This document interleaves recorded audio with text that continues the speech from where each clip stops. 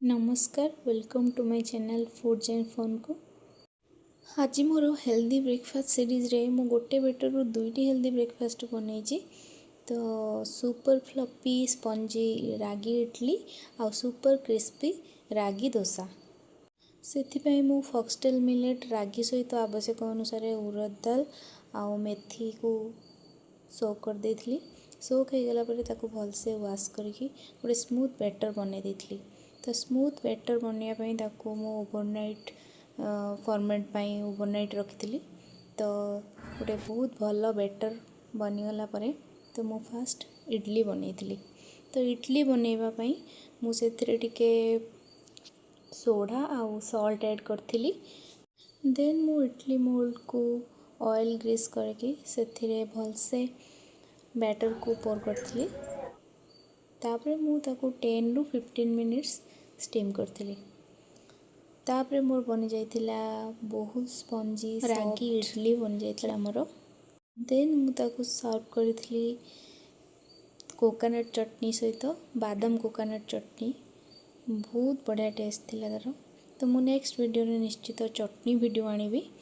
आपन को जदि किछि रागी रे किछि आइटम मोस्टली समस्त को रागी रो किछि आइटम एते भल लागेनी, किंतु एई रेसिपी को थोड़ा ट्राई करके देखिबे। जदि आपन वेट लॉस प्लान ले अछंती तो ये बहुत ही आपन को टेस्ट लागिवो। आउ एको आपन लंच डिनर ब्रेकफास्ट जहाँ भी इच्छा आपन सेटा लंच डिनर ब्रेकफास्ट नहीं परिबे। तो मेन कथा है ये बैटर को आप 1 वीक पर्यंत फ्रिज रे स्टोर कर रखि पारिबे, जो कि आपन को इजी हम। जदि इंस्टांट आपन को इच्छा हो किसी खाइबा पई तो डाइट प्लान अच्छे भावुं कौन खाइबे तो सांगे सांगे आपन डोसा भी बनई पारिबे, इडली भी बनई पारिबे। माली रागी और मिलेट सुनले आमको केमती गोटे लगे कि ना टेस्ट भल लगे तो एते इंटरेस्ट लगे ब्रेकफास्ट हो बा लंच हो जहाँ हो। किंतु आपन जदि मो वीडियो को कंटिन्यू देखिए ना मु डेली मोर जिते भी वीडियो आसीबो सब रागी आ मिलेट रे बहुत हेल्दी रेसिपी और टेस्टी भी आपन को इंटरेस्ट भी लागिवो खाया पई।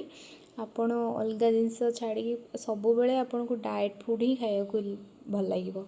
तो एथिरे आपन को पूरा हाई फाइबर हाई कैल्शियम भरपूर मात्रा रे अछि, जोटा कि आपनकर वेट लॉस पई भी सहायता करिवो।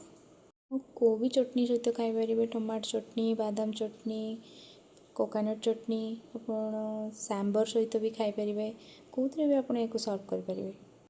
मु तो एको चटपटा बादाम चटनी सहित सर्व करथिली। आपन निश्चित टेस्ट करी देखिबे आपन केमती लागुची, निश्चित थरे बनैबे। ए बैटर को बनै के रखी देबे तो बहुत इजी हम सब आइटम बनैबे। सेम बैटर रे मु रागी डोसा बनैछि, सेथि पई मु तावा को गरम कर देथिली। तापर टिका ऑयल ग्रीस करथिली। एठी मोर तावा भलसे ताती जाइथिला। तो देखंतु मु केते भलसे ताको धीरे धीरे स्प्रेड करथिली, पूरा पतला कर देथिली, जोथि पई कि बहुत क्रिस्पी हबो। तो देखंतु मु एठी ऑलिव ऑयल स्प्रेड करछि। तो आपन को इच्छा अनुसार आपन ऑयल आउ घी ऐड करि परिबे। तापरे मु ताको सिझिबा पई किछि टाइम छाड़ देथिली, जोटा कि ब्राउन कलर हवा पर्यंत मु ताको छाड़ देथिली।